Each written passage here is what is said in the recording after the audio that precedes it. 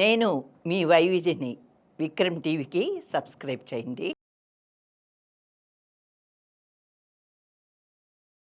Hi hello నమస్తే, welcome to Vikram TV. నేను మీ శాన్వి. తెలంగాణలో రాజకీయం ఒక్కసారిగా హీట్ ఎక్కింది. ఇన్ని రోజులు సైలెంట్ గా ఉన్న రాజకీయం ఒక్కసారిగా ప్రతి సవాలు విసురుకొని ఒకరి ఇంటిపై ఒకరు దాడి చేసుకునేదాకా వెళ్ళింది. అసలు ఇంటిపై దాడి చేసుకునేంత అవసరం ఏమొచ్చింది? రాజకీయంగా ఎన్ని సవాలు చూస్తుంటారు, ఎవరు కూడా ఆచరణలో పెట్టారు. మీడియా ముఖంగానే సవాల్ చేయడం చూసాం, కానీ అరికపూడి గాంధీ విషయంలో అలా జరగలేదు. అనుకున్న సమయానికి పాడి కౌశిక్ రెడ్డి రాకపోయేసరికి తానే పాడి కౌశిక్ రెడ్డి ఇంటిపై దాడికి పూనుకున్నారు. దీనికి కారణాలేంటో ఈ వీడియోలో చూద్దాం. తెలంగాణలో పార్టీ ఫిరాయించిన ఎమ్మెల్యేలపై చర్యలు తీసుకోవాలంటూ హైకోర్టు ఇచ్చిన తీర్పుతో రాజకీయాలు మరోసారి కాక మీద ఉన్నాయి. దీనిపై ప్రెస్ మీట్ పెట్టిన బీఆర్ఎస్ ఎమ్మెల్యే కౌశిక్ రెడ్డి కాంగ్రెస్ పైన, పార్టీ మారిన ఎమ్మెల్యేల పైన తీవ్ర విమర్శలు చేశారు. సిగ్గు ఉంటే పార్టీ మారిన స్పీకర్ నిర్ణయానికి ముందే రాజీనామా చేయాలని అన్నారు. లేకుంటే వారందరికీ చీర గాజులు పంపిస్తానంటూ అన్నారు. వాటిని వేసుకొని తిరగాలని సూచించారు. ఎప్పుడు కేసీఆర్ వ్యక్తిగతంగా ఏ ఎమ్మెల్యేలను కండువాలు కప్పలేదని అలా నిరూపిస్తే రాజీనామా చేస్తానని అన్నారు. మరోవైపు అరికపూడి గాంధీపై కూడా కౌశిక్ రెడ్డి తీవ్ర విమర్శలు చేశారు. గాంధీ బీఆర్ఎస్ ఎమ్మెల్యే అయితే తెలంగాణ భవన్ కు రావాలని సవాల్ చేశారు. లేకుంటే తానే గాంధీ ఇంటికి వెళ్లి గులాబీ జెండా ఆయన ఇంటిపై ఎగరేసి వస్తానని అన్నారు. అనంతరం తెలంగాణ భవన్ లో ప్రెస్ మీట్ పెడతానంటూ సవాల్ చేశారు.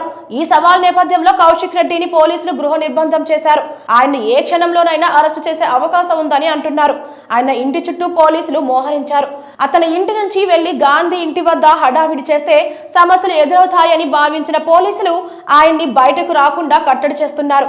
ముందు జాగ్రత్తగా అరెస్టు చేసే వేరే ప్రాంతానికి తరలించే అవకాశం కూడా ఉందని చెబుతున్నారు. కౌశిక్ రెడ్డి వ్యాఖ్యలపై అరికపూడి గాంధీ ఆగ్రహం వ్యక్తం చేశారు.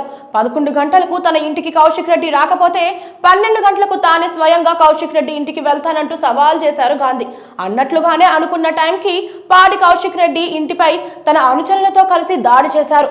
మేము గాజులు తొడుక్కోలేదు, మేమే మీ ఇంటికి వస్తున్నాం, దమ్ముంటే ఆపు అని సవాల్ విసిరారు.